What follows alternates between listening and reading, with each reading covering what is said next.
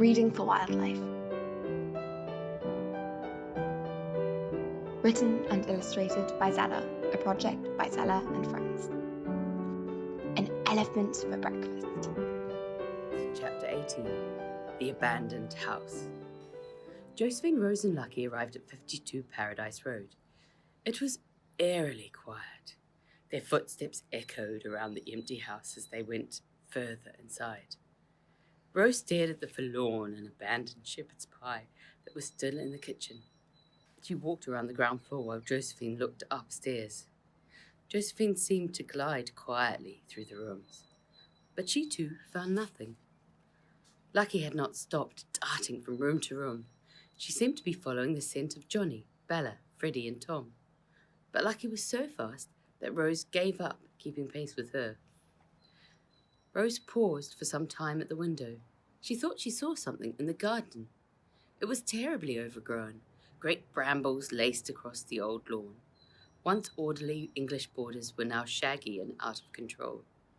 Only the old apple tree still looked pretty, with its young summer fruit ripening slowly in the midsummer sun. Rose saw a blackbird in the apple tree.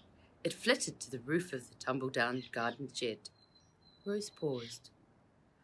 What had she seen? A flicker of movement out of the corner of her eye.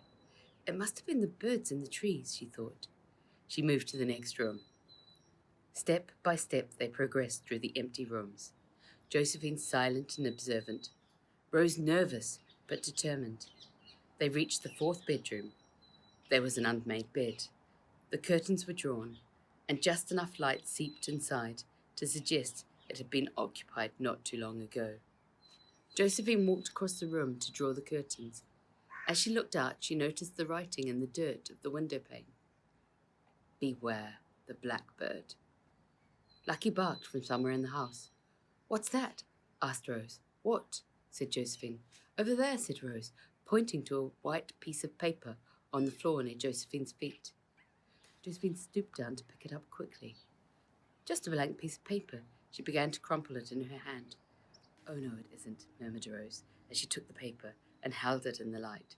She squinted at the blank page. Johnny might have used his invisible pen. Perhaps it's a clue. Rose fumbled in her pocket, and out came a pen with a little fluorescent light at the end. We all have these pens ever since Bella's last birthday. Rose shone the light on the paper. It said, Help, ivory hunters. Cosmo might be dead. Josephine let out a little cry. Lucky barked again. She sounded further away and more urgent. Rose and Josephine ran downstairs. Lucky, where are you? Cried Rose. She must have found the others. Then Rose remembered that she had thought she had seen something in the garden. I think the barking is coming from the garden, she called to Josephine. Once outside, they moved cautiously.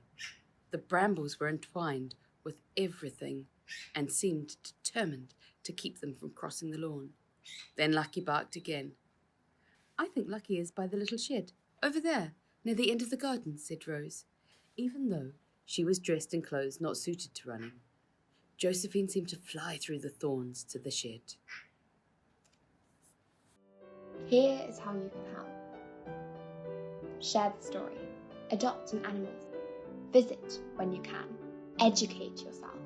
Donate to a conservation charity.